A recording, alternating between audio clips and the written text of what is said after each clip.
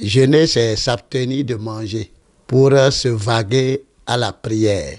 C'est ça, jeûner. Donc, si on parle de jeûne, il y a plusieurs formes de jeûne. Nous avons le jeûne intégral, nous avons le jeûne partiel, nous avons le jeûne d'Esther, nous avons aussi le jeûne de Daniel, ça c'est la Bible. Le jeûne partiel, on mange le matin, on saute le repas du midi et on mange aussi le soir. Donc ce n'est pas un jeûne total.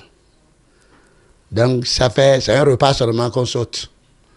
Donc le jeûne n'est pas total. Donc le jeûne total, on mange à 19h. Le lendemain, on mange encore à 19h.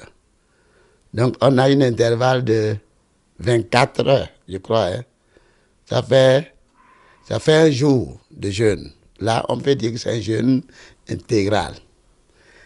Maintenant, en dehors de ce jeûne intégral, nous avons d'autres jeûnes que nous appelons le jeûne d'Esther, par exemple. Ce fut un moment où le peuple d'Israël était confronté à la mort.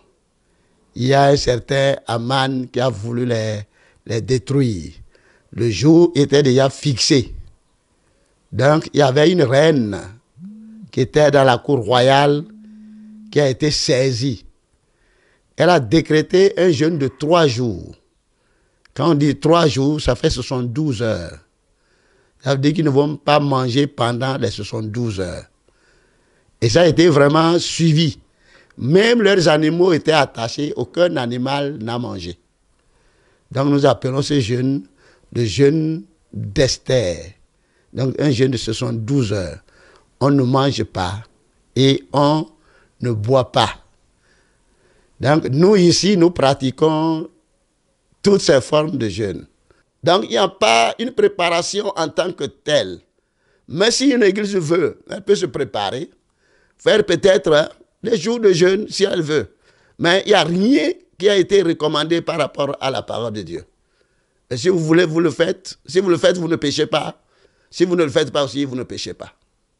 Mais il y a des moments jeûne. Si ça coïncide de moments que nous faisons une fête, nous convoquons le peuple pour le jeûne, ça peut coïncider à ces moments-là. Et nous préparons, alors nous jeûnons, nous prions. Mais dites-vous, c'est que quand on a un sujet de prière, on ne fait pas le jeûne parce qu'il faut faire. On fait le jeûne parce qu'on a un sujet de prière. Il y a un sujet sur lequel nous devrons prier. Il y a une situation que nous voulons résoudre.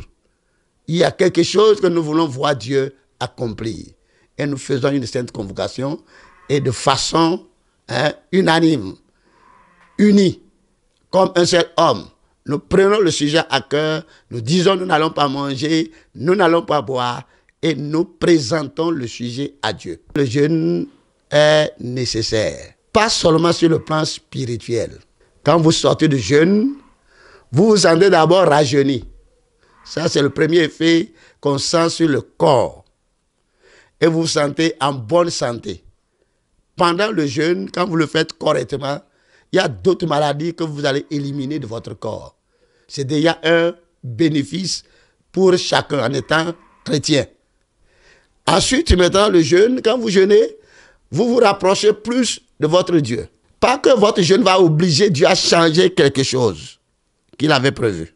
Mais votre jeûne vous permet de vous approcher de Dieu et de parler avec Dieu. Et vous avez un temps, vous êtes beaucoup plus concentré. En cette période, vous sentez que votre prière monte à Dieu. Voilà pourquoi je lance cet appel pour dire, tout chrétien doit savoir que le jeûne est nécessaire.